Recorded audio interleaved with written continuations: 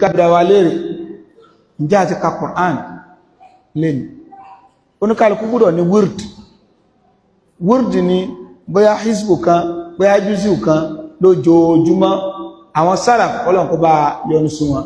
kánú yusabbi'una al-Qur'an fún ọjọ́ méje wọ́n parí odò Qur'an kan fún ọjọ́ méje wọ́n á parí odidi al-Qur'an al-Karim fún ọjọ́ méje so idan man i'tasama bihi naja'a al-i'tisamu bil-Qur'an tilawatuhu wa hifzuhu ta'allumuhu ta'alimuhu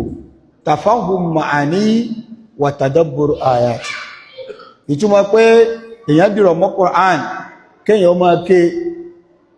kéèyàn máa ha kéèyàn máa kẹ́kọ̀ọ́ nú ẹ̀ kéèyàn máa fi kọ́ àwọn ènìyàn kéèyàn máa gbìyànjú láti gbọ́ ìtumọ̀ rẹ̀ yé kéèyàn máa ronú sí àwọn ìtumọ̀ rẹ̀ kéèyàn dẹ̀ máa fi ṣiṣẹ́ ṣe wọ́n ní gbogbo ẹnikẹ́ni tó bá lè ṣe eléyìí nájà bó ti wùlẹ̀ kí fìtínà ọwọ́ kẹyìn ayé bó ṣe lágbára lénìí èyàn là tí ẹnìkan bá wá bọ́ tó bá lóun ní fìtínà ilé ayé ti sùn sọ fún kó mọ̀ Al-Qur'an